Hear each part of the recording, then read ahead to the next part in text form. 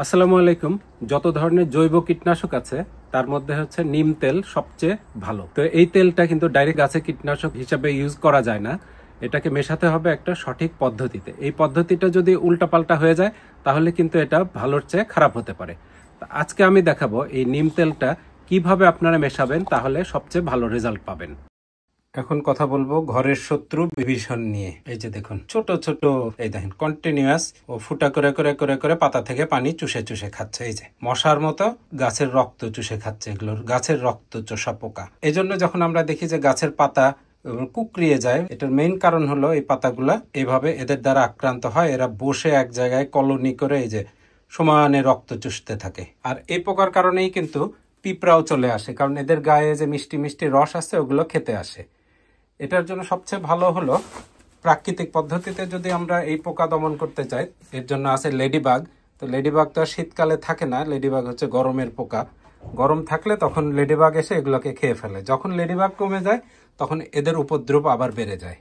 গাছপালা থাকলে কীটপতঙ্গ আসবেই, এটাই স্বাভাবিক প্রকৃতির নিয়ম। আমরাও চেষ্টা করি এদেরকে নিয়ন্ত্রণে রাখতে, বিশেষ করে যখন শীতকালের শুরুতে গার্ডেন থেকে গাছপালাগুলোকে আমরা ইনডোরে নিয়ে আসি, তখন যদি বাইরে থেকেই গাছপালাগুলোকে পোকামাকড় মুক্ত করে ঘরে ঢুকাতে পারি, তাহলে পুরো শীতকাল জুড়ে অল্প পরিশ্রমেই এদেরকে সম্পূর্ণ নিয়ন্ত্রণে রাখা সম্ভব।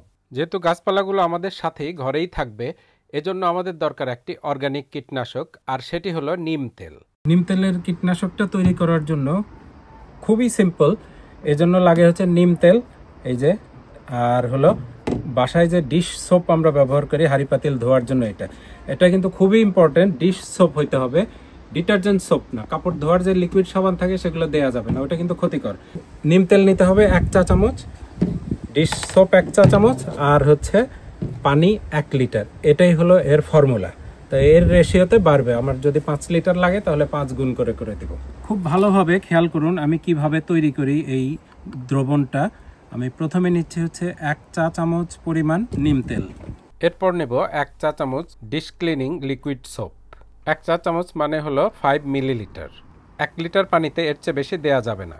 তো এই তো দেখলেন দুটো এক জায়গায় করলাম, করার পরে আমি এটাকে খুব ভালোভাবে মেশাবো।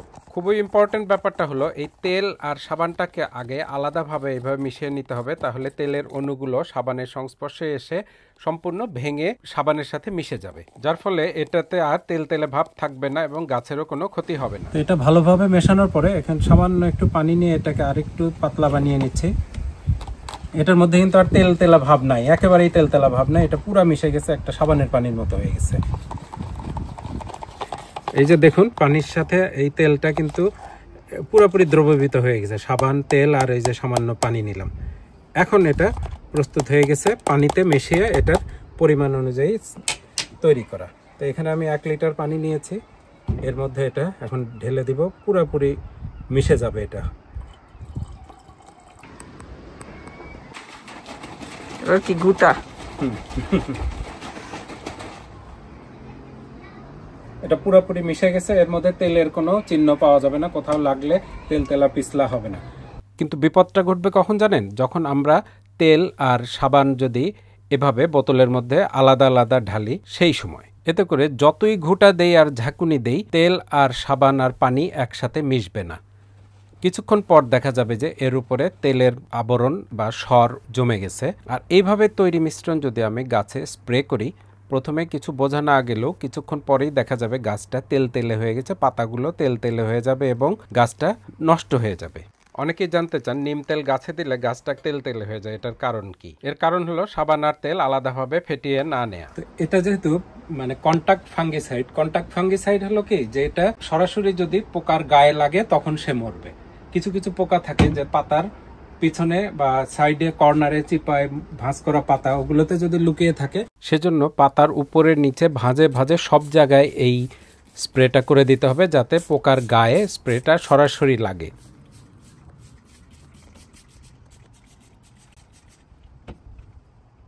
এই যে অলরেডি যেখানে পাতা আক্রমণ হয়েছে ক্যাটারপিলার, এখান থেকে চুষে চুষে খেয়ে ফেলছে।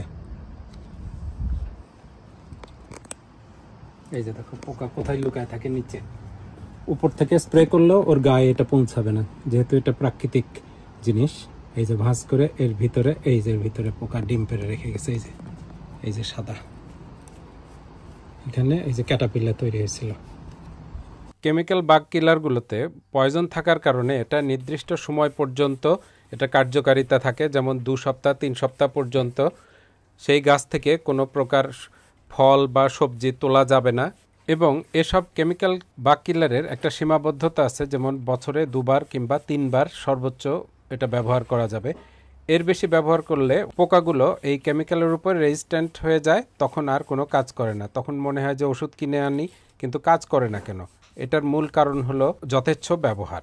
আর সেদিক থেকে আমরা যদি এই প্রাকৃতিক বাগ কিলার ব্যবহার করি, এটা যত ইচ্ছা তত দেয়া যাবে। ইভেন এটা আজকে স্প্রে করে আজকেও আমরা খেতে পারবো, কোনো প্রকার পার্শ্ব প্রতিক্রিয়া বা এর ক্ষতিকর দিক নাই।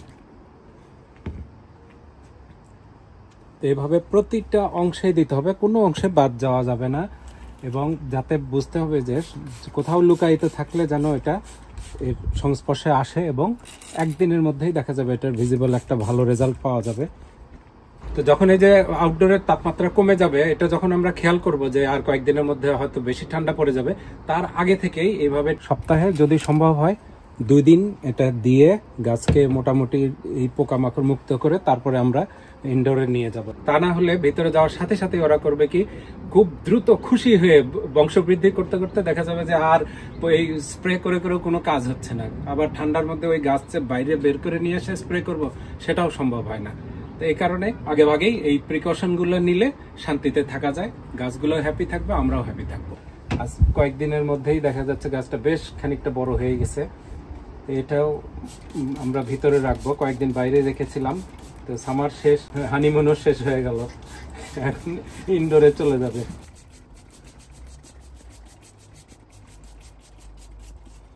এরকম স্প্রে কিন্তু শুধু একদিন করে রেখে দিব তা হবে না। ভালোভাবে ইনডোরে গাছ মেনটেনেন্স করার জন্য এটা মাঝে মাঝে এই কাজটা করতে হবে, রিপিটেডলি করতে হবে, উইকলি 1 বার 2 বার 3 বার। আর এটার উপরে পোকা, যেহেতু এটা কন্টাক্ট ফাঙ্গিসাইড, এটার উপরে ওরা রেজিস্ট্যান্স তৈরি হয় না, তো এটা যতবার ইচ্ছা আমরা দিতে পারবো। কিন্তু কেমিক্যাল পেস্টিসাইডগুলোর যেই সমস্যাটা, সবচেয়ে বড় সাইড ইফেক্ট, ওটা বছরে 2 বার বা 3 বারের বেশি দেয়া যায় না। দিলেই ওই ওষুধে আর কোনো কাজ হয় না পোকার।